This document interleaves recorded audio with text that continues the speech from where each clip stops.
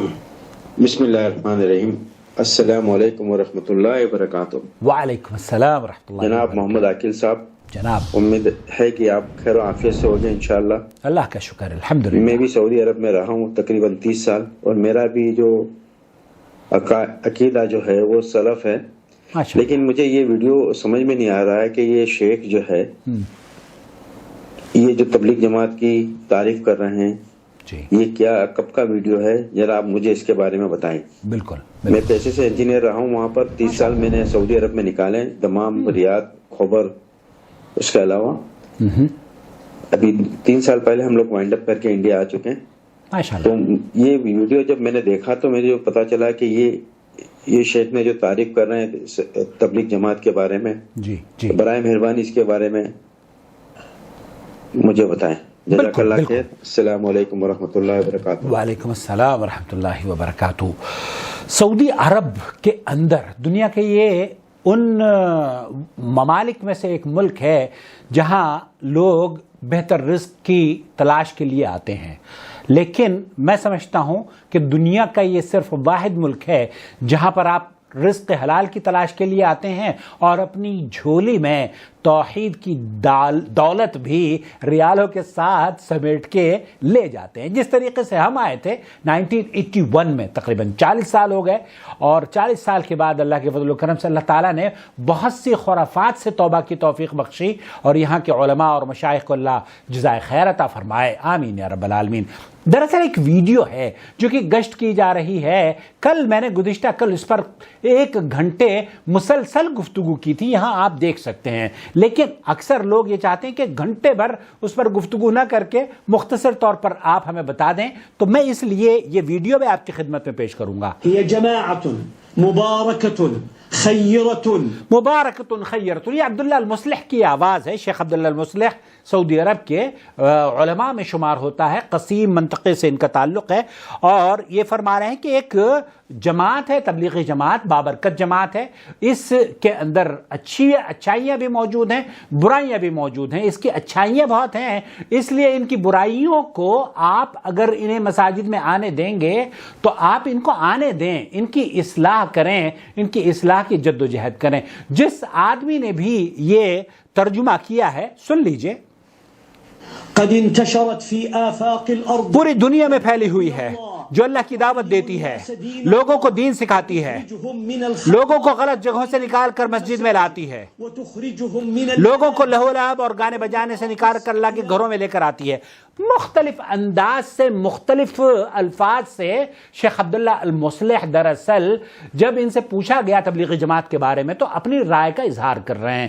دراصل یہ رائے کا جو اظہار ہوا تھا یہ 2018 یا 2017 یا اس سے پہلے کی بات ہے. 2000 یہاں پر موجود ہے، آپ اگر چاہیں عبداللہ المصلح کی جماعت تبلیغ کے بارے میں سرچ کر کے گوگل پر یہ دیکھ سکتے ہیں. لیکن اس کا پس منظر اکثر لوگوں کو نہیں پتا ہے، جو کہ صرف ڈاکٹر عبداللہ المصلح کی یہ گفتگو لے کر ترجمہ کر کے نشر کر رہے ہیں، جو اصل میں ایک دوسری ویڈیو کا یا دوسری ویڈیو سے منسلک ہے. جب تک کہ آپ اس ویڈیو کو جو میں آپ کو عبداللہ المصلح کی سنانے جا رہا ہوں وہ نہیں سنیں گے تو آپ کو اس کا پس منظر سمجھ میں نہیں آئے گا. عبداللہ المصلح یہ فرما رہے ہیں، ایک سائل نے ٹی وی پر ان سے سوال کیا، وہ جاننا چاہتا ہے تبلیغی جماعت کے بارے میں. یہ کہتے ہیں کہ تبلیغی جماعت مولانا الیاس نے ہندوستان میں بنائی تھی، اور یہ اس موقع پر بنائی تھی جبکہ ہندوستان اور پاکستان کی تقسیم ہوئی.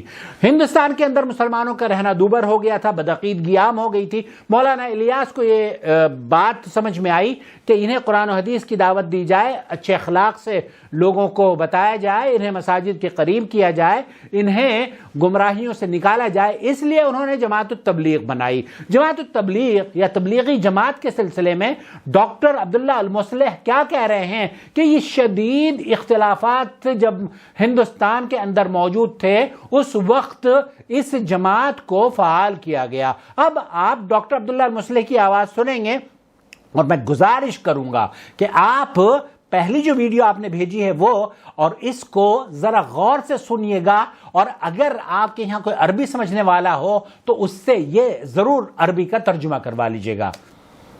وصراع بين مدرستين.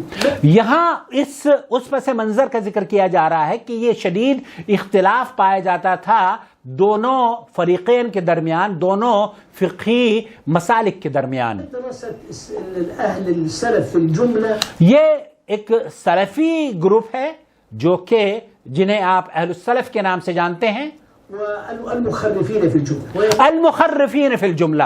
یہاں ڈاکٹر عبداللہ المصلح یہ فرما رہے ہیں المخرفین فی الجملہ، یعنی کہ دوسری طرف، ایک طرف تو سلفی لوگ تھے اور دوسری طرف وہ لوگ تھے جو کہ مخرفین فی الجملہ. اب اس کو آپ گوگل کر کے دیکھ لیجئے گا کہ مخرف کا معنی کیا ہوتا ہے. مخرف اس شخص کو کہتے ہیں جس کا جو بول رہا ہوتا ہے وہ کیا بول رہا ہے اس کو خود پتا نہیں ہے، کیا اس نے لکھا ہے اسے خود پتا نہیں ہے. مخرف اس آدمی کو کہتے ہیں جس کی عقل زائل ہو چکی ہو، جو گمراہ ہو چکا ہو. اس آدمی کو عربی زبان میں آپ اگر اس کا کوئی دوسرا ترجمہ کرنا چاہیں تو پلیز ڈسکرپشن باکس یا کمنٹس باکس میں کر سکتے ہیں مخرف کے معنی کے. یہ مخرف میں دیوبندی اور بریلویوں کا تذکرہ کر رہے ہیں. ڈاکٹر عبداللہ المصلح یہ فرما رہے ہیں کہ یہ جو مخرف ہے، جو تبلیغی جماعت جن سے نکلی ہے، یہ دراصل ہندوستان میں شدید اختلافات کی وجہ سے پیدا ہوئی. اور شدید اختلافات پیدا ہوئے دو گروپ تھے، ایک ان لوگوں کا گروپ تھا جن کی عقلیں جاتی رہی تھیں، اور ایک وہ گروپ تھا جسے اہل السلف کے نام سے جانتے ہیں، جنہیں ہم سلفی کہتے ہیں یا اہل الحدیث ہندوستان میں کہا جاتا ہے. یہ میرا ہو سکتا ہے کہ میں ترجمہ شاید غلط کر رہا ہوں، پلیز آپ اس کی اصلاح کر لیجئے گا. ایک بار پھر میں آپ کی خدمت میں پیش کرتا ہوں تاکہ میں اور آپ سنجیدگی سے اسے سن سکیں. اہل السلف في الجملة، اہل السلف فی الجملہ. یہاں اہل السلف کا تذکرہ کیا گیا ہے، ایک گروپ کو سلفی بتایا جا رہا ہے. والمخرفين في الجملة، المخرفین فی الجملہ. الديوبنديين والبريلويين. یہ دیوبندی اور بریلوی کو عبداللہ المصلح، جن کی تعریف میں آپ یہ ویڈیو بھیج رہے ہیں نا کہ عبداللہ المصلح نے بڑی تعریف کی ہے، وہ تعریف کرنے والے، وہ سجھانے والے عبداللہ المصلح کی یہ گفتگو بھی ترجمہ کر کے بھیجے نا. انہوں نے کہا ہے کہ دیوبندی اور بریلوی یہ دونوں مخرفین ہیں. اب مخرفین کا ترجمہ پلیز آپ کر لیجئے گا. البریلویین مخرفین جدا. البریلویون مخرفون. یہ جو بریلوی ہیں یہ تو بہت زیادہ ہی گمراہ ہیں، ان کی تو عقلیں جاتی رہی ہیں، بہت زیادہ گمراہ بریلویوں کو بتا رہے ہیں. لیکن دیوبندیوں کے بارے میں کیا فرما رہے ہیں سنیے. دیوبندیین متعصبین المذہب الحنفی. یہ دیوبندی بھی بہت شدید متعصب لوگ ہیں اور یہ حنفی مذہب کے بارے میں بہت متعصب ہیں. وخلاف بین مدرسۃ اہل الحدیث. اور یہاں جو خلاف بیان کیا جا رہا ہے وہ اہل حدیث اور دیوبندی مکتب فکر کے خلاف بیان کیا جا رہا ہے کہ ان کے درمیان اختلافات تھے. مدرسۃ اہل الفقہ یعنی کہ فقہ امام ابو حنیفہ رحمۃ اللہ علیہ کے ماننے والے اور اہل حدیث کے درمیان ہندوستان میں عقائد کے مسئلوں میں شدید اختلاف پایا جاتا تھا. وبينهم خلاف حتى ان الاحناف كانوا يقولون حتى الاحناف كانوا يقولون. اس شدت پر اختلاف تھا حتى الناس كانوا يقولون، حتى الاحناف كانوا يقولون. شیخ فرما رہے ہیں حتیٰ کہ حنفی یہ کہا کرتے تھے لعنة ربنا اعداد رمل على من رد قول ابي حنیفہ. اللہ اکبر. یہاں یہ فرما رہے ہیں کہ حنفیوں کی شدت کا آپ اس سے اندازہ لگا سکتے ہیں. وہ اہل حدیثوں کو یہ کہا کرتے تھے کہ جو امام ابو حنیفہ کے قول کو رد کرے گا اس پر اللہ کے جتنے بھی ذرات ہیں اس روئے زمین پر ان کے برابر لعنت ہوگی. اللہ کی شدید لعنت اس شخص پر ہوگی جو کہ امام ابو حنیفہ کے قول کو رد کرے گا. ایسی صورتحال میں جب اختلافات شدید موجود تھے تو عبداللہ المصلح نے یہ